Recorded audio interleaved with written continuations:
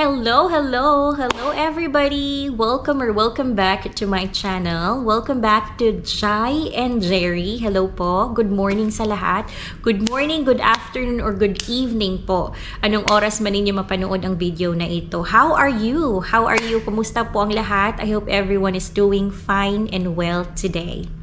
So anyway, for this video, I'm going to share with you how I reported my marriage to the Philippines through the Philippine Embassy here in the US. What are the requirements? How much is the fee? Where to send? And how long is the process? So if you're new to my channel, please subscribe. Paki-click na rin po ng bell button para po ma-notify kayo on my next upload, especially if you're a K1 fiancé visa filer and now here in the US adjusting your status and reporting your marriage to the Philippines. And I do post videos as well about my day-to-day life dito po sa US. So please like and please share the videos para po makatulong pa tayo sa mga sisters natin na mga K1 visa filers as well. So yes, for those who doesn't know me, my name is Jade or Jai, and I am from the Philippines, but I live now in Florida. I got here through K1 fiancé visa, and right now, I am a green card holder. I am under 2 years conditional pa lang po siya since, or when we apply for adjustment of status and got approved, our marriage was still under 2 years po. So that's why I have my 2 years conditional green card. So yes, I do post videos. Please visit my channel, Jai and Jerry. Go to playlist. And then sa playlist po, may makikita kayong videos dyan titled K1 Visa and AOS or Adjustment of Status Step-by-Step Guide. Especially if you are a K1 Visa filer or adjusting your status here in the US. Nandun po yung mga videos ko na na-post ko from my experiences as a DIY filer. Just a disclaimer, I am not affiliated with any government agency nor working as an immigration attorney. I am not a professional or a legal expert. I'm only sharing based from my experience and my research po. These are all from my personal experience and my research about these processes, especially that I am a DIY filer or do-it-yourself. Kami lang po ni husband, ako lang nag-gather ng documents, kami lang nag-submit ng aming application to the certain offices, and then, yes, no lawyer, no agency po. So, ayan, para po may guide kayo. Even if you have a lawyer and or agency, you can watch my videos para po at least may alam kayo kung saan na kayo, kung saang process na kayo, saang banda na kayo, saang part na kayo ng inyong process, sa K1 or adjustment your status. May idea kayo kung ano yung mga mangyayari, ganyan po. So, nandun po siya lahat, step by step, from K1 to AOS, nandun po. So yes, I have this question sa TikTok and meron din nag-message sa akin sa Facebook and asking, is it really necessary po ba daw na i-report yung marriage sa Philippines, sa Pilipinas? Dapat ba or kailangan ba talagang i-report yung marriage ninyo sa Philippines?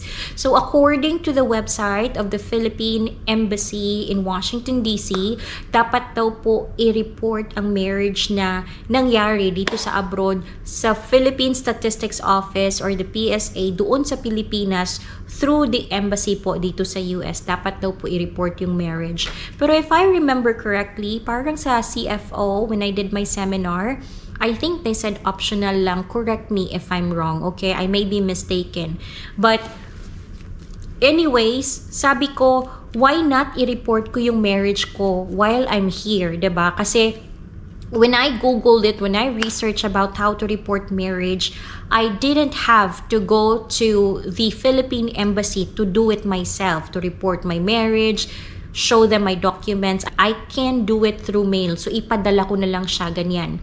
So, sabi ko, why not do it now here? Para at least, kung may hingin pa man sila, may kulang akong requirements, pwede ko siyang maipadala. Pag nandun ako sa Pilipinas and I'm like having my vacation to enjoy time with my family and friends, baka abutin pa ng buong araw or 2 araw yung pag-report ng marriage. Kaya sabi ko, dito ko na lang siya i-report kasi kung doon baka ang tagal. And then, hindi ko talaga alam yung process kung gaano katagal yung report of marriage sa Philippines, kung doon mo siya gagawin. Hindi ko alam, tsaka hindi ko rin alam yung mga requirements na hihingin nila. Baka wala ako, baka may kulang ako na requirements. Hindi naman pwedeng, uy, mag-ano ka lang, mag-jeep ka lang, tapos kunin mo yung mga requirements na kulang kasi kailangan nila ganito, ganyan, di ba? So, naisip ko, i-report ko na lang yung marriage ko while nandito ako sa US. Have to mail my documents. So, ganun. And it's actually hassle-free. Ang bilis lang. It's really hassle-free. Mine took 3 days lang from the day they received my document. The next day, they approved it and they returned it right away sa akin. 3 days lang talaga, ang bilis-bilis. 1 week, all in all, 1 week, kasi including pa yung pagpapadala sa akin since I am in Florida and yung embassy ng Washington DC, yung jurisdiction nila is si Florida. Kasali sa jurisdiction nila si Florida or si State of Florida. So, doon po ang aking embassy. Now, yes, ano ba yung mga requirements na pinadala ko sa embassy? So, please take note or screenshot these list of requirements. And especially if your embassy is in Washington, D.C., kagaya ko sa Florida. So later, ipapakita ko, I will show you pictures as well of the states and kung saang embassy kayo na belong. So please, these are the requirements that I submitted at the embassy in Washington, D.C. or Philippine Embassy in Washington, D.C. Please take note of this one. Screenshot nyo po. Ayan. But then again, if your embassy is not in Washington, D.C., iba po yung requirements nila. And I'll show you how to find your consular or embassy, Philippine embassy na may jurisdiction po ng state ninyo. Ayan po, yun po yung mga requirements na pinadala ko. And yes. So, paano ba yung process if you're going to send it through mail? Ano ba yung mga gagawin nila? So, I'm just going to give you a heads up of what you're going to do. If you're going to send it through mail, ang mangyayari po is, of course, the applicant sends application by mail. And then, consular officer receives and processes the application. Consular officer returns application with incomplete documents. Pag kulang po yung requirements ninyo, ibabalik po ni consular officer and they will let you know kung ano pa yung mga kulang na documents. Pag okay naman po yung mga documents ninyo, the consular officer processes the payments. And the signing officer approves your application. And then after that, consular officer mails back the approved application. So, paano ba ibabalik sa inyo yung document? So, I will show you later lahat po ng mga kailangan ninyong malaman. So, anyways, yes. Paano ba? How do you fill out the form? Saan ba makukuha yung form? So, this, I'll show you a video on how to do it. How to obtain the report of marriage form. You can just type in or Google nyo po report of marriage and then ito na po yung lahat na lalabas. Here you can find Philippine Embassy-dc.org report of marriage. Open natin ito. And this right here, the page of the Philippine Embassy in Washington, D.C. So, dito po, here, it says here, you are blah, blah, blah. And you can click this one to find your consulate, kung ano pang mga embassies na nabilong yung state po ninyo. You can click this one and you can find there, nandito po siya. Yan po. So here, if you have any questions, meron din po sila dito. They also do a report of birth, marriage, death, dual citizenship. Dito din po kayo mag-a-apply ng dual citizenship. Ayan. So, report of marriage, ayan, meron po dito. If you want to see questions, what are the requirements? You can click this one right here. This is the mandatory. So, just to inform everybody, alright? Here po, is it mandatory for the wife to adopt her husband's surname after the report of marriage is completed, blah, blah. Basahin niyo po ito if you want that. There are 3 options. You have 3 options under PH laws. So, yan po, retain the complete maiden name or adopt your husband or ganyan, i-hyphenate niyo po. So, balik tayo dun sa home. Dito, consular services, and then civil registry, report of marriage by mail. Ayan. So, ito po. So, this one, you click right here, report of marriage contracted abroad. Ito po yung form mismo. So, how did I fill out my report of marriage form? Ayan. So, dito din po sa baba, if more than 1 year na kasi yung kasal and saka pa lang kayo magre-report ng marriage, meron po dito yung affidavit for delayed registration of marriage. Ayan, ilalagay nyo lang, type nyo lang yung mga reasons po ninyo. We or I, both of legal, blah, blah, blah, and then sign, and then you have to notarize that one as well. So, dito tayo sa how to fill out the form. Paano ba ito tanggalin itong isa dito? Ayan, okay. So, dito po, you have to remember, okay? So, dito po, name ni husband, first name, last name, middle name, date of birth. Dapat po yung format is 01 January 2000, yung ganyan. So, dapat date, complete wording po ng month, and then year. Civil status, place of birth, citizenship, naturalized ba, and then religion. So, dito po, always remember kasi maraming nagkakamali dito. Dito po sa details of contracting parties ng about po sa inyo, about us, Filipinas, you have to put your single name kasi magre-report pa lang tayo ng marriage sa Pilipinas. You have to put your maiden name or your single name, not your legal name now, nagamit ninyo ang name ni husband. So, please, remember, the single name po ang ilalagay ninyo dito. Wife, maiden information. Single name ninyo dyan. Yung apelyido nyo sa pagkadalaga, first name and middle name, and so on. And then, dito naman sa date of marriage, of course, kung kailan kayo kinasal, kung saan kayo kinasal, ayan, city, state, province, country. And then, kung may witness po kayo dito, ako wala kaming witness kasi okay lang naman na walang witness. So, wala akong witness dito. And then, name of the officiating, solemnizing authority, kung sino po nagkasal sa inyo. So, nilagay ko dito yung county clerk namin kasi siya yung nagkasal sa amin. And of course, the title and office of solemnizing official, accepting authority. Kung ano po yung title niya, kung saan po, ayan. Details of ascendants, okay? Father's name, father's full name. Dito po on this side right here, father's side po ni husband. Husband's father's name. Ayan. Huwag niyo pong kalimutan. This side, dito lahat husband's father's, and then sa baba is husband's mother name niya, and then it should be on a maiden name. Please remember, maiden name ng mama po ni husband ninyo sa left side, okay? Dito naman po sa right side, this is our parents name. So again, parent po ako, the Filipina, full name ng father ko, citizenship niya, and then yung mother ko, maiden name. Again, remember, it's mother's maiden name. Ayan, mother maiden.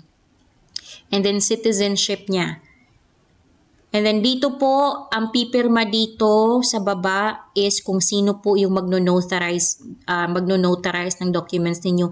And saka nyo lang po pipirmahan yan on the day and sa harap po mismo ng magno-notary ng documents na ito. You need to obtain 4 copies of this. Okay? 4 na original copy po, and yung 4 na yun, you need to notarize that one. And again, if delayed po kayong magre-report ng marriage ninyo, you have to obtain this as well. So, ayan po yung mga information. Ganyan lang po kadali. So, by the way, dito sa ang cover letter, ito pala yung cover letter ko, okay? So, dito sa taas ng address ng Philippine Embassy, kung saan po nabilong yung jurisdiction ng Florida, kung ano tawag nun? Kung saang embassy po nabilong ang Florida, ito po yung address ng Washington.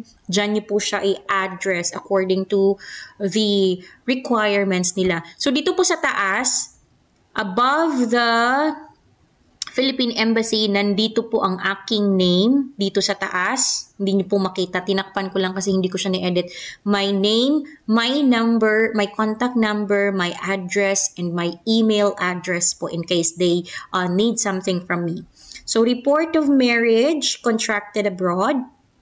To whom it may concern, please, you can just do screenshot of this one. And these are the requirements that I submitted to them. So, ito po. So, ganito po yung format ng aking cover letter. Ayan po. So, just screenshot this one. And then, thank you very much. And then, dito sa baba, nandito po ang name ko. And then, signature ko. Ayan. Hindi ko na lang ipakita para for privacy din. So, good luck po sa lahat! So that's how I fill out the form po or the report of marriage form and kung saan nyo po makukuha. Now, how much is the fee? The fee po is only $25. Yan lang po yung fee. $25 lang siya and then they do not accept cash, debit card, or check, personal check. Hindi po sila tumatanggap niyan. It's only money order. Lang yung fee. Sabi nila, may if you report your marriage delayed, may parang, anong tawag noon? Hindi nakalimutan ko yung tawag, tapos may additional $25 daw. I think they mistaken the $25 fee into the delayed fee. Delayed payment or something like that, nakalimutan ko yung term. Wala naman po. On this one, I don't think, wala akong nabasa. Ginugol ko talaga siya, ni-research ko siya kung may payment ba or may fee ba if you report or extra fee if you report your marriage delayed, like after 1 year po ng kasal ninyo, after 1 year celebration ng kasal ninyo. Kasi yun yung sabi, may nakapagsabi sa akin na kailangan i-report mo na kasi pag delayed yung pag-report mo, may additional fee na $25. So, ni-research ko wala akong nakita. So, yun lang po yung nakita ko, yung $25 fee or the processing fee. So, yun. Where to send your application? So, this right here. Please screenshot this one, find your state, and then that's your Philippine Embassy, kung saan po nabilong yung state ninyo. That's the embassy where, kung saan jurisdiction nila yung mga state po ninyo. Just find your state, and those are the addresses of the state. So, ayan. Now po, how long is the process? So, yung process ko only took 1 week all in all. Pinadala namin hanggang sa bumalik sa akin 1 week lang. And then, I saw right here that they registered our registration in on the day of our wedding. Ayan, di ba? Parang timing naman. On the day of our wedding talaga nila na-register kasi may date siya dito nakalagay mismo. So anyways, yes. So ano nga ba yung mga documents na binalik nila? Ito po yung mga documents na binalik nila, including, hindi ko na lang siya ipapakita for, of course, privacy. So I got my passport back, original marriage certificate, my birth certificate, and then the staple documents of our registration of our marriage to the Philippines. So, meron dito nakalagay, serves as your original report of birth, marriage, or death.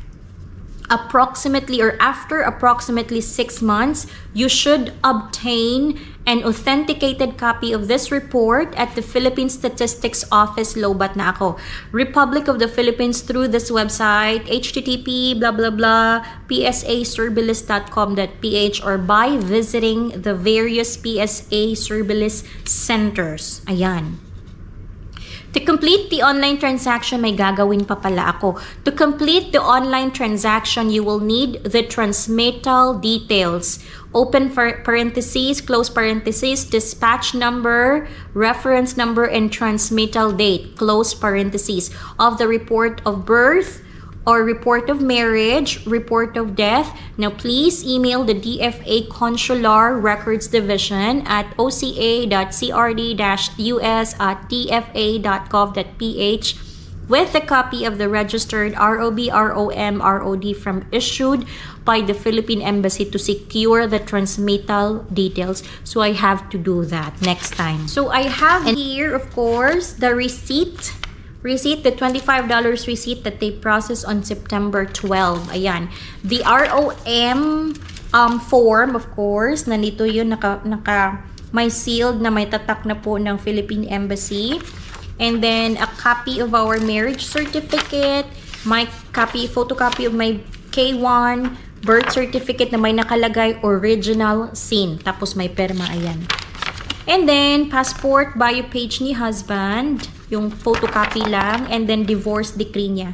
So, yun po ang mga binalik and nakastaple dito sa isang buong form na to. And this is the copy daw namin sa aming pag-report ng marriage to the Philippines. So, those are the documents that they returned to me. Now, ano pa ba? May... Yes, I guess that's it. I guess I covered everything. If I forgot something, if you have any questions, please comment down below all your questions. Sasagutin ko po kayo probably in a video form para po ma-explain ko sa inyo. Please don't forget to subscribe, to like, and to share my video, especially sa mga kakilala ninyo na nandito sa US, who got married here in the US, whether it's a Filipino, this applies to Filipinos na nagpakasal dito sa abroad. You still have to inform the Philippines about your marriage here. So yun po, maraming salamat po sa lahat and sa inyong suporta. And yes, I hope to see you in my next video. Bye!